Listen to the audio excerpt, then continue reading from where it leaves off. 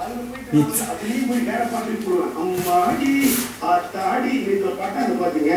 அம்மாடியா ஆத்தாடியா அதுவும் அத்தியாக அவருக்கு அது பிரச்சனை இருக்குன்னா ஏன் நீ வளர்ந்து நெஞ்சத்தில் போராட்டம் போராட்டம் நானும் அறிவேன் என்னையும் அறிவாய் போய்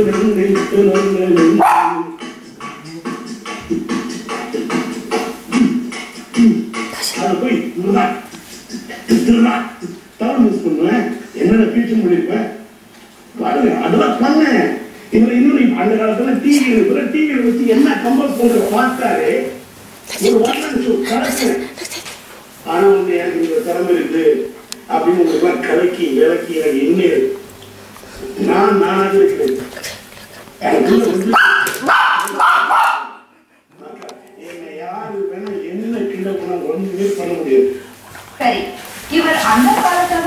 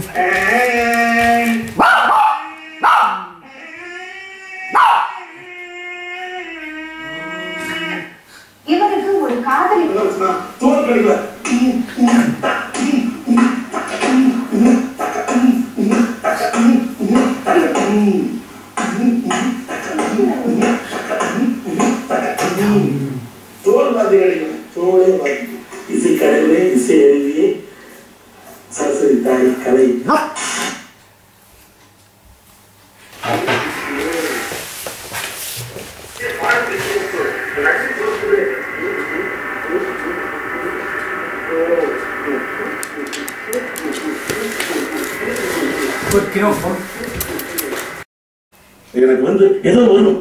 ஏன்னா பாடினா வரும், ஏதோ இப்படி தட்டினா தாளம் வரும், பாடினா ராகம் வரும். அப்படியே தாமரை வந்து தடாகத்தோட என்னோட எண்ணம் அப்படியே தாமரையில் அமர்ந்தவரே போற்றி போற்றி அப்படியே.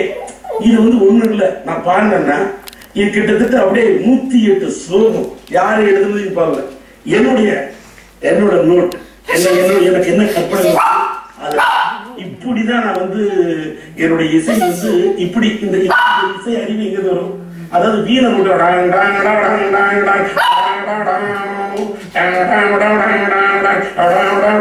வரும். அப்படியே இப்போ ஒரு பேஸ் பேட்டர்ன்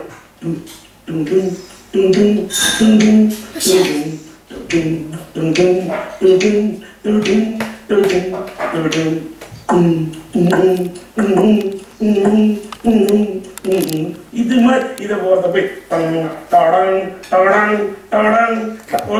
ரோட்ல நின்று அந்த ஊர்ல மயிலாடுதுறையில ஒரு சின்ன வயசுல இதை போய் நான் இது அப்படின்னு சொன்னா என்னடா யோசிப்பாங்க. சரி, இவர் வசனம் பேசினா கூட அது தாளத்துல வருமா? அது எப்படி சார்? நான் வந்து என்ன வந்து பாடுறதுக்கெல்லாம் கூப்பிடுறேன். எப்படி டி ராஜன் பேசிங்கன்னா நான் வந்து உண்மையில சொல்லணும்னா சில பேர் என்ன வந்து கிண்டல் கூட பண்ணுவாங்க, டண்டனக்கான்னு. என்னகிட்ட நீ டண்டனக்கா மட்டும்தான் அவங்களுக்கு தெரியுது. இந்த டண்டனக்கா மீறி ராஜேந்திரத்தை என்ன இருந்ததுன்றது அந்த இசை தெய்வத்துக்கு தெரியும். அப்படி நான் வந்து ஒரு பெரிய ஞானி. நான் வந்து ஆஸ்கர் விருது ஏஆர் ரகுமான் வந்து என்கிட்ட திலீப்பா வேலை செஞ்ச அதுல அவரோட ஒர்க் பண்ண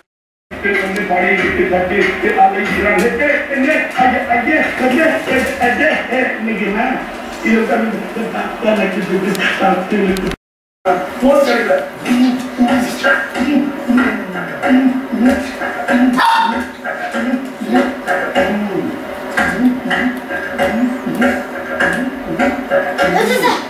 தோல் பஞ்சு கிடைக்கும். இசை கலைஞர், இசை அறிஞர்,